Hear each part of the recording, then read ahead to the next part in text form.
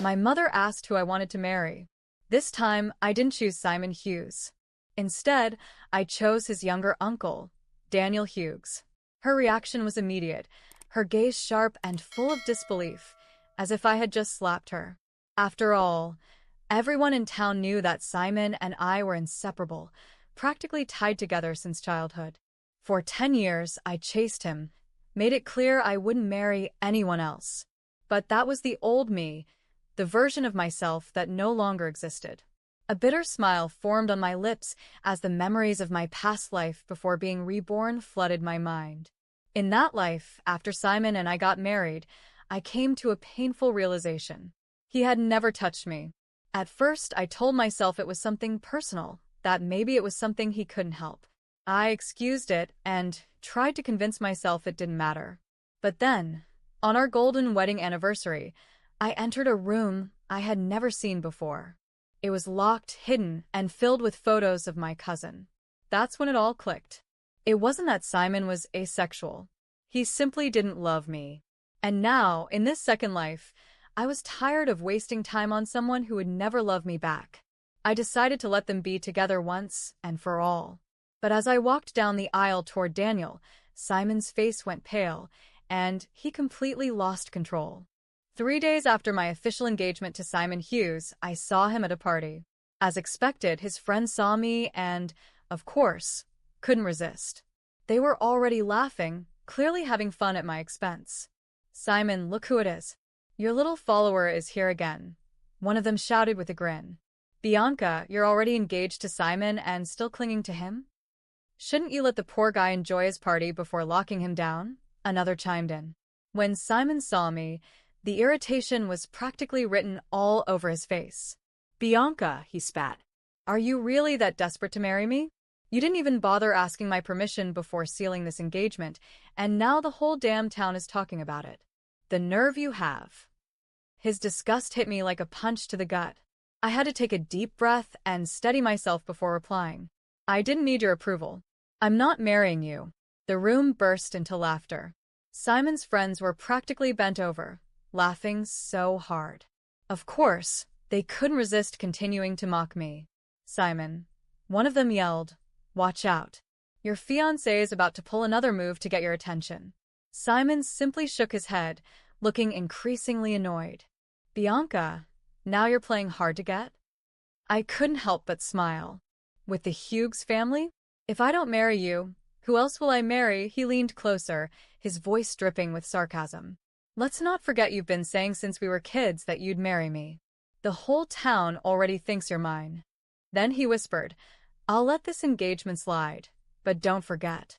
Yes, I can give you a grand wedding, but the marriage license, that's only for the person I truly want to marry." I froze. In my past life, this was exactly when Simon went through with his family's plans, and we registered our marriage. Could it be that he had also been reborn? Before I could process what was happening, my cousin Audrey appeared at the party.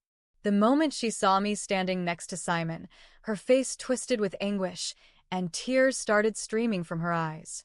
"Bianca, Simon, I heard you're getting married soon. I didn't bring a gift, but I wish you all the happiness in the world," she stammered, her voice cracking with every word.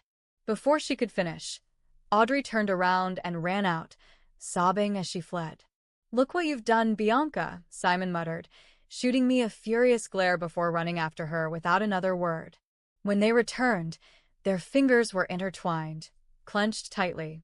Audrey's lips were swollen and red, and Simon had a hickey on his neck. The whole room was watching, waiting to see what I would do. In my previous life, if I saw another woman getting too close to Simon, I would cause a scene to make sure everyone knew he was still mine. Simon stepped forward, placing Audrey behind him like a shield, his face holding a strange, expectant expression, but I didn't give him the reaction he was clearly waiting for. Minutes passed, and his arrogant little smile began to fade. Then he mocked. "Well, look at that. At least you've grown up a bit. You don't scream or throw fits like before." I didn't even bother to respond. When the party ended and everyone began heading toward the door, Simon stopped me. "It's late, and it's not safe. I'll give you a ride," he said. Since the ride was free, and I wasn't about to walk home, I didn't argue. I went for the back seat, but Simon was faster. He blocked the front seat. "You sit in the back." With that, he gently helped Audrey into the front seat, as if it were the most natural thing in the world. "Sorry, Bianca," Audrey said with fake concern. "Simon's just being protective. He's afraid I'll get carsick." I said nothing. I simply slid into the back seat, exactly where I'd planned to sit from the beginning. The entire ride home was just Simon and Audrey talking and laughing like they were the only two people on Earth. At a red light, Audrey joked with Simon, asking him to help her with a lip balm. They exchanged a look, and I swear the tension in the air suddenly thickened. Simon turned his head toward the rearview mirror, as if he'd just remembered I was in the car. When his eyes met mine, I deliberately looked out the window, trying to ignore them. His expression faded for a moment. For a moment, I saw regret cross his face. Then, before I could even process it, he slammed on the gas. When we arrived at my house, Simon did something I truly didn't expect. He grabbed my arm again. "Drop the act," he said, his tone sharp. "Don't pretend you don't care. It's beneath you." With that, he threw a bracelet at me. "This is your engagement gift from me," he added, his voice dripping with condescension. "If you stay in line, I'll at least give you a voice on paper. Everyone will think you're my wife." I stared at him. "And who exactly do you plan to marry then?" I asked. "Audrey." Simon's face twisted with rage, but beneath it there was something almost smug, as if he was enjoying the chaos he was creating. "I knew it," he sneered. "You've been pretending this whole time. Listen closely. Don't you dare say a word about this to anyone in either of our families. My relationship with Audrey is none of your business. She's kind and fragile. Nothing like your little schemes." His voice dropped, almost like a warning. "If you ever hurt her, don't think for a second I'll go through with this wedding." I couldn't help but laugh. He was too much of a coward to be honest with the Hughes family, but somehow I was the villain in all of this. I didn't say another word. I simply turned and walked into my apartment, the weight of everything pressing down on me. The moment I closed the door behind me, my phone vibrated. It was a video from Audrey. I hesitated before opening it, but when I did, there they were. Simon gently helping Audrey fasten a necklace around her neck. The brand was unmistakable. And then I realized it. The bracelet Simon had just thrown at me was the matching piece to that same necklace. They were so close, their necks almost touching. And then, as the camera zoomed in, they kissed. The sound broke the silence like a slap to the chest, sharp, intrusive. "Bianca, Simon must have already told you, right?" Audrey's voice said. "After the wedding, he's going to marry me legally. Just so you know, without a legal marriage, there's no right to inheritance. I guess it's finally my turn to be the richest woman in Evergrande City." Audrey. She had been reborn too. Everything made sense. Even though Simon and Audrey had no connection in our past life, this time, just days after being reborn, they were already acting like lovers, doing everything a couple would do. It was like they had some unspoken understanding, like they were trying to pick up exactly where they left off. I lowered my gaze. Memories from my previous life flooded back in. I thought about when I first married someone from the Hughes family. Right after the wedding, everything seemed to change. The company began receiving an avalanche of partnership offers, securing contracts left and right. The assets of Hughes Enterprises skyrocketed, and before long, they became the wealthiest company in Los Angeles. The patriarch of the Hughes family was convinced that I was the one bringing Simon good luck. Strangely enough, the family started to appreciate me more and more. They treated me like one of their own, like I truly belonged there. Despite Simon's cold indifference, I honestly thought I was happy. That was until I found the photos. One afternoon, my mother walked into my room with news. "Daniel, Simon's younger uncle, is returning from Europe in 5 days." I froze, caught off guard. Daniel had never married in my previous life, and I certainly didn't expect our arranged marriage to move forward so quickly. I vaguely remembered Daniel. One thing was clear, though. He had always been a good guy, almost like an older brother to me. Marrying him now gave me more peace than marrying anyone else ever could. I wasn't sure why, but the idea of him felt right. The next morning, I got up early and went straight to work in my studio, designing my wedding dress. I'd been sketching my dream wedding dress since university, back when I studied fashion design. But all the designs I came up with back then had to fit Simon's tastes. He never let me use any design elements I truly liked. Everything had to be for him. But now, everything was different. For the first time, the dress would be mine. Not Simon's. Not Audrey's. Not for that rotten city that had always watched me like I was a character in a telenovela with a pre-written ending. I was finally designing something that reflected who I was, not what others expected of me. And with every stitch taking form on the white silk, I felt my heart reconnecting with something I had buried years ago, my will to live for myself.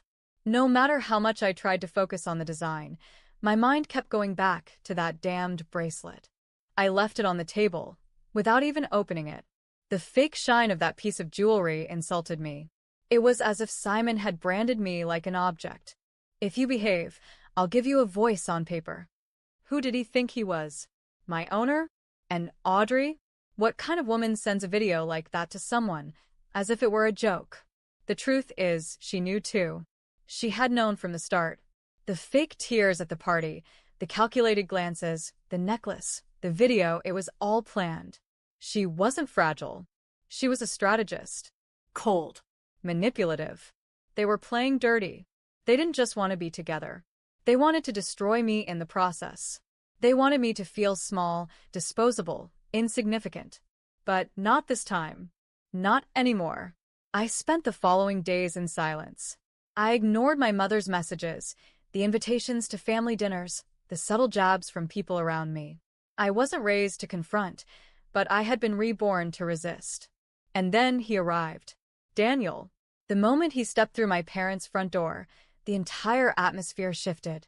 He looked older, of course, but still had that calm, steady gaze I remembered. The way he smiled at me, it wasn't the smile of someone expecting a submissive wife. It was genuine, curious, like he truly wanted to know who I was.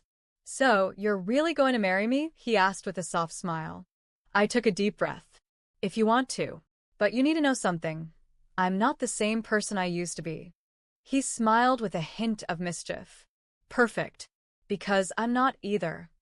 In the following days, Daniel treated me with a kind of respect I didn't know existed. He listened to me, asked questions, said he loved my sketches, even if he didn't understand a thing about fashion. Unlike Simon, who always said, "I don't like that," Daniel would ask, "Does this represent you?" For the first time in years, I felt like I could breathe. But of course, peace never lasts long. One Friday, the Hughes family hosted a dinner to celebrate Daniel's return. And as expected, Simon and Audrey were there. He with his smug aura, and she wearing the damn necklace, the matching piece to the bracelet Simon had given me. It was pure provocation. Obvious. And it worked. I was burning inside. During dinner, Audrey laughed loudly, touched Simon constantly, called him love so everyone could hear. Simon kept glancing at me, clearly hoping I'd snap in front of everyone. But I didn't. I smiled. I toasted. I kept Daniel's hand firmly in mine. "Are you okay?" he whispered, sensing my tension. "Not yet," I replied, staring directly at Simon. "But I will be." After dessert, my mother, ever lacking in tact, commented, "It's funny how everything worked out, isn't it? Bianca with Daniel and Simon with Audrey, it's like fate." Daniel squeezed my hand. I kept my smile, but inside, I was swallowing fire. Then Audrey raised her glass and said, with poison sweetness, "To strong women who know when to step aside so true love can flourish." Simon looked straight at me, like daring me to react. But I didn't give him that pleasure. When dinner ended and we headed to the parking lot, Daniel went to get the car. Simon approached me. "This is all a pathetic act, Bianca," he murmured, leaning against a passenger door. "You're the pathetic one," I replied bluntly, "using me as a facade and still pretending to be the victim." He stepped closer. "You still love me. You're not even worthy of my hatred, let alone my love. He laughed, but there was fury in his eyes. Do you really think Daniel is going to protect you? He's just a pawn in this game. Isn't it strange how fast everything's moved? This family needs you. And now that they know you bring luck. So that's what this is? I cut him off. Not love, not desire, superstition. You want to keep me around as a lucky charm? I'll marry Audrey legally. But no one will stop seeing you as my wife. Do you really think Daniel will resist the power of the Hughes name for long? I resisted. I snapped back. And now, if I have to destroy that name, I will. He fell silent, then smirked with disdain. Good luck with that. The next morning, I was awakened by a notification. Someone had leaked an article to the local press. It painted me as a social climber. Said my engagement to Daniel was fake, that I was manipulating his family just to rise in status. There were photos, some real, others badly edited. Audrey. Of course. But I didn't cry. I didn't call my mother. I didn't delete my social media. I just called someone I hadn't spoken to in years, Marcelo, a journalist who owed my father a favor. I'm going to send you some material, I said. I want you to publish it under your name. Are you sure? He asked. It's heavy. Absolutely sure. And publish everything, including the video. I sent him everything. The necklace video, the voice notes, Audrey's message saying she'd marry Simon after the fake ceremony, the contract I found among the company's documents, proving they planned to use me to secure the inheritance, and then discard me. 2 days later, the bomb dropped. Every news outlet picked it up. Scandal in the Hughes family, fake marriage and million-dollar inheritance scheme. The whole city was on fire. Company stocks plummeted. Contracts were canceled. And the Hughes patriarch, the same one who always believed I brought good fortune, came down from his pedestal, screaming. Simon was disowned. Audrey disappeared. She shut down her accounts, canceled the engagement, and was last seen leaving the city with 2 suitcases. That night, Daniel called me. Was it you? Yes. Thank you. Do you still want to marry me? He laughed. Now more than ever. And me. That night, I slept in peace. For the first time in many, many lives. But peace never lasts. The next morning, a loud knock woke me. It wasn't the nervous tap of a delivery person or the quick ring of a neighbor. It was firm, repetitive, almost threatening. I looked at the clock. 7:42 a.m. I threw on a robe quickly and walked to the door, heart racing. When I opened it, there was my mother. Her face red, eyes intense, lips pressed tight. What did you do? Her voice was sharp, like a blade. She didn't come in. She just stood there, as if facing a criminal. What I had to do, I answered calmly. I exposed them. Simon and Audrey were lying to everyone, using the family, using my name, using me. Someone had to speak up. She laughed. Not kindly, mockingly. Do you know what you've done? You ruined the reputation of the entire Hughes family. The company lost investors. Your father was summoned to explain things he had nothing to do with. I got confronted in the grocery store. And that matters more to you than the fact that I was humiliated for years? Bianca, you were always treated like a queen. You had everything.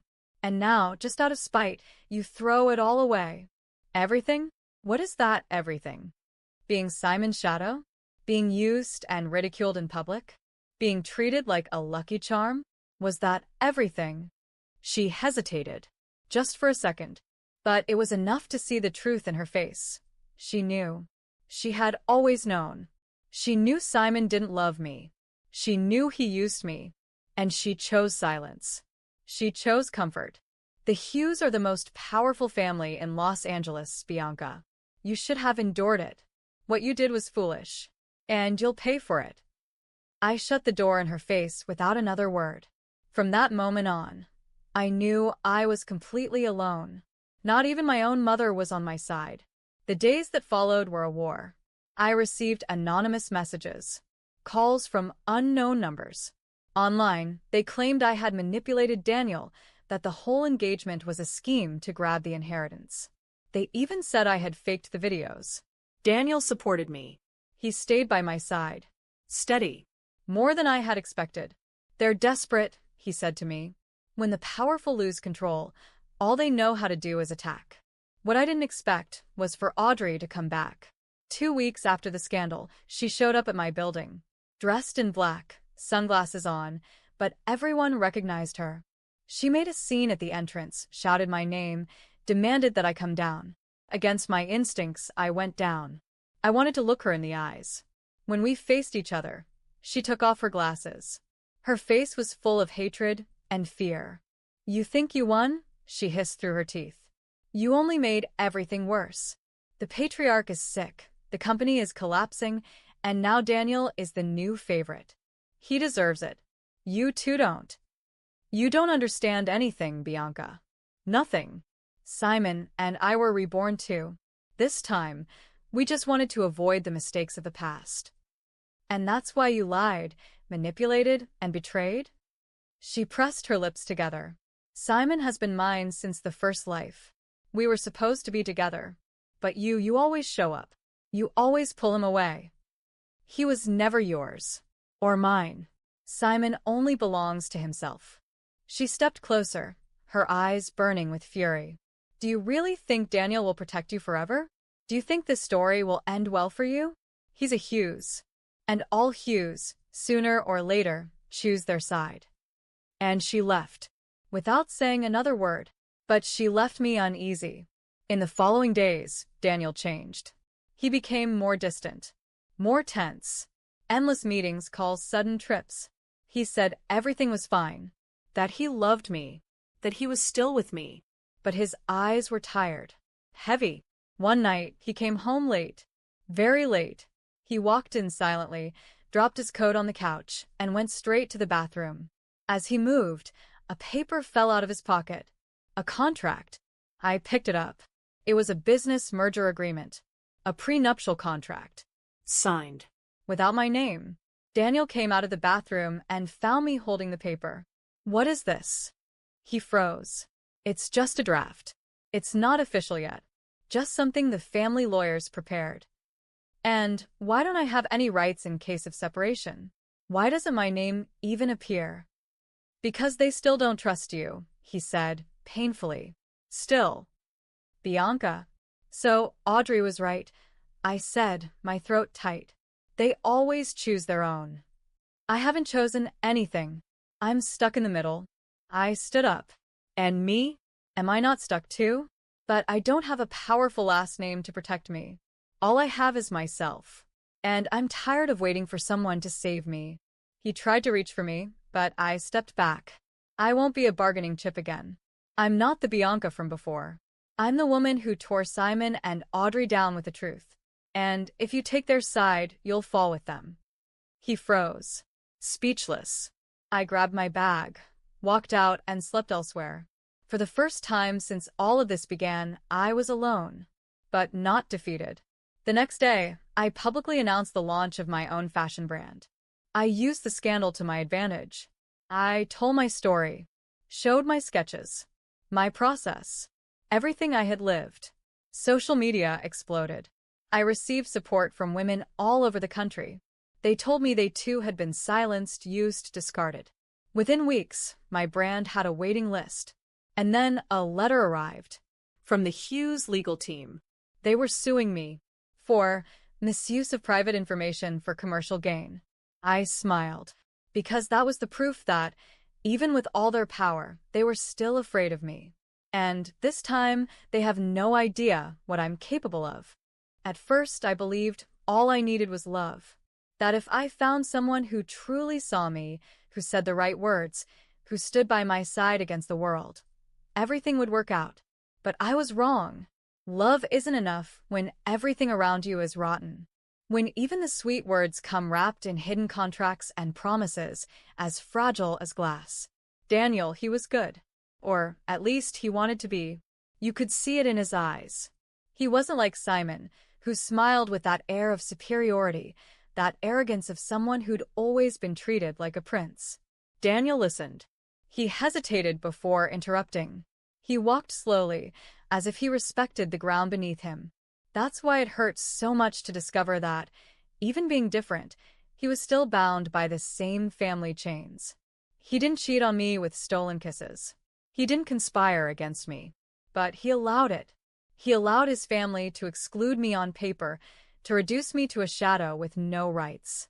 And worst of all, he tried to convince me it wasn't a big deal, that it was just a draft. But drafts reveal intentions. And I am not a draft. When I left Daniel that night, I didn't cry. I didn't scream. I didn't break anything. I just felt a final part of me fall to the ground, and I didn't bother to pick it up. Because the Bianca who waited to be rescued, who endured humiliation for the sake of love, who stayed silent to keep the peace, she no longer existed. She died with that former life. What remained was a woman who finally understood that the only future worth having was the one she built for herself. And that's exactly what I did. My fashion brand grew faster than I ever imagined. At first, they said it was pity, that it was just media hype, that it would fade in weeks. But my designs spoke for themselves. Every stitch had a story. Every garment was a declaration of independence. I didn't make clothes to please heirs. I designed for women who wanted to look in the mirror and recognize their own power. My social media exploded. Influencers started wearing my designs without me even asking.